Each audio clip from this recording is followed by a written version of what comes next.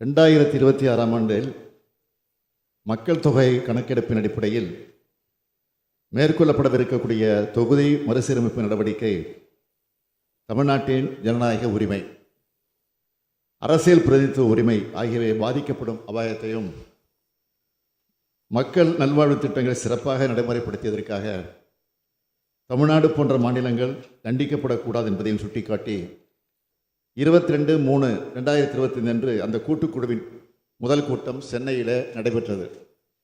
கேரள மாநிலத்தினுடைய முதலமைச்சர் திரு பினராயி விஜயன் அவர்கள், தெலுங்கானா மாநிலத்தினுடைய முதலமைச்சர் திரு ரேவந்த் ரெட்டி அவர்கள், பஞ்சாப் மாநிலத்தினுடைய முதலமைச்சர் திரு பகவந்த் மான் அவர்கள், கர்நாடக மாநிலத்தினுடைய துணை முதலமைச்சர் திரு டி.கே. சிவகுமார் அவர்கள் உள்ளிட்ட முக்கிய கட்சி தலைவர்கள் நேரில் பங்கேற்க விரிவான ஆலோசனைக்கு பிறகு 1971ஆம் ஆண்டு மக்கள் தொகை கணக்கெடுப்பின்படி செய்யப்பட்ட தொகுதி மறுசீரமைப்பு மேலும் 25 ஆண்டுகளுக்கு நீட்டிக்கப்பட வேண்டும்.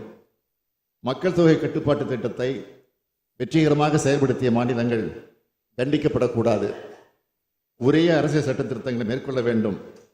கூட்டு நடவடிக்கை குழு கூட்டத்தில் பங்கேற்ற கட்சிகளின் மாநிலங்களில் இது குறித்த தீர்மானத்தை சட்டமன்றங்களில் நிறைவேற்ற வேண்டும்.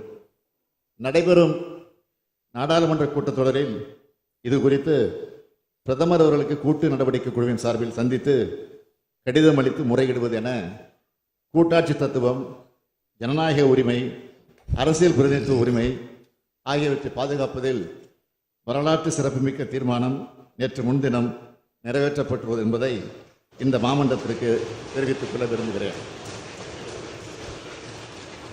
தமிழ்நாடு முன்னெடுத்து செல்கின்ற தொகுதி மறுசீரமைப்பு குறித்த விழிப்புணர்வு தேசிய அளவில் தாக்கத்தை ஏற்படுத்தி இருக்கிறது.